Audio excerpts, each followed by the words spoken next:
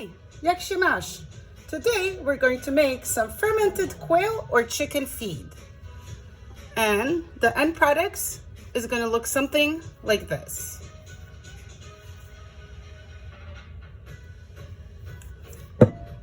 What we're going to need is a jar or any container. If you have a lot of animals, you can use buckets. I have only about 20, usually 20 to 30 quail. Right now I have about 20.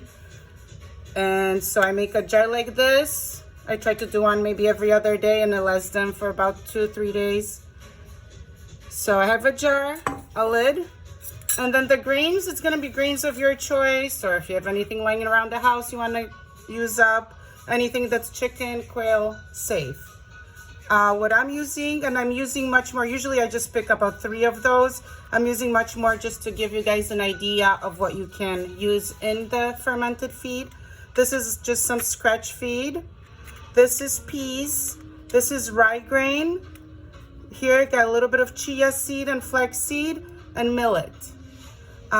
Just remember, guys, whenever you use flax seed or chia seed, they gel up, so you don't want to use a lot of it. You want to use just a little bit. It has some omega-3, so it is very beneficial for them, but you just don't want this to be like 50% of the feed. You just want it, I don't know, maybe 1/3, 1/4, maybe even a little less. And all we need to do, just gotta pour it into the jar. For this jar, I tried to aim for about 3 cups. I'm not sure if I went a little overboard since I took a little bit more.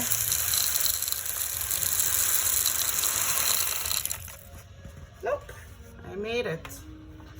So this is how much I have.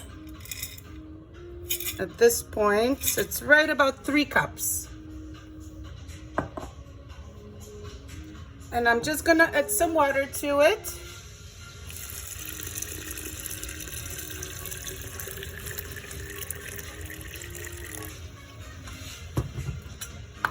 And before I add more, I'm gonna close it. Oh, I got so much dust in here. Shake it up.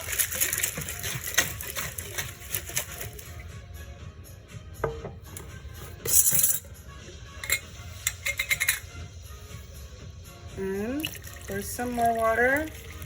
Usually I won't put it all the way to the top. I can always add a little bit more water. You don't want too much.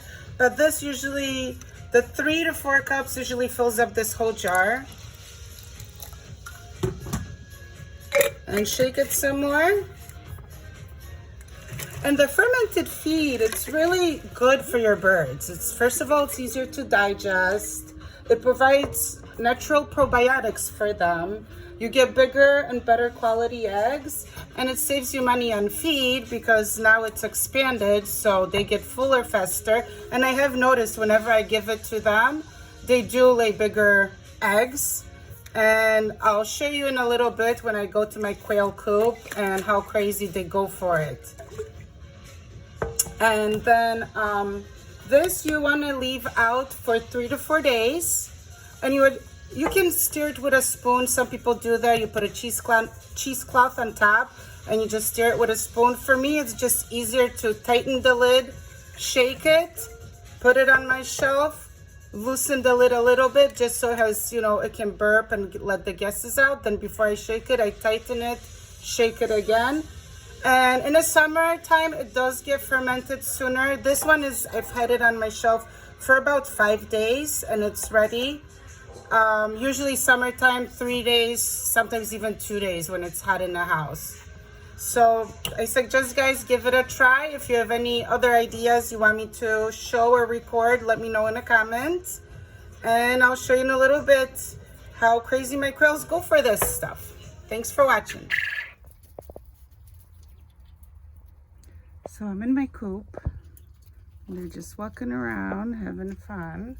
And I'll show you how they're gonna, these are their bowls, go crazy for their food. And sorry, my coop is very dirty. I'm gonna have to clean it. Maybe I'll do a video this weekend how I clean my coop.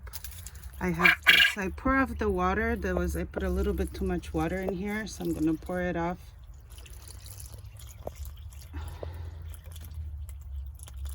So it's not so soupy. And I'll mix it in.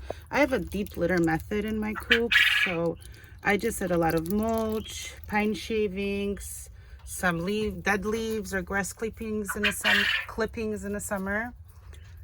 And so I just, like that water right here, I'm just gonna take some little rakes and dig it in. But here is the food.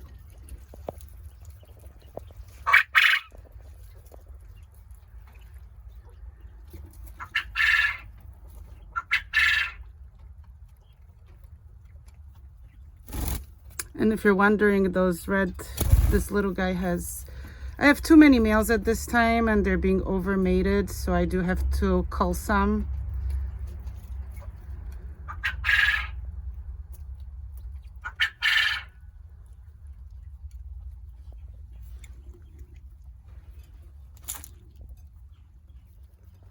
So the whole jar filled up those 2 bowls, and those 2 bowls should last them, like they'll usually go through 1 bowl when I put 2 of them, then tomorrow they'll finish the 2nd bowl, and then 3 days later, you have another jar ready. So if you do these jars like every other day or every 3 days, you just have a constant fermented feed for your birdies.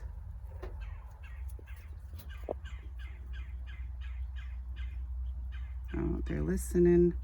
We have some hawks flying around here sometimes, so they listen to the other birdies, and whenever the other birdies tell them danger's here, then they all just kind of stop doing whatever they're doing, or they hide. All right, guys, have a great day. Thanks for watching.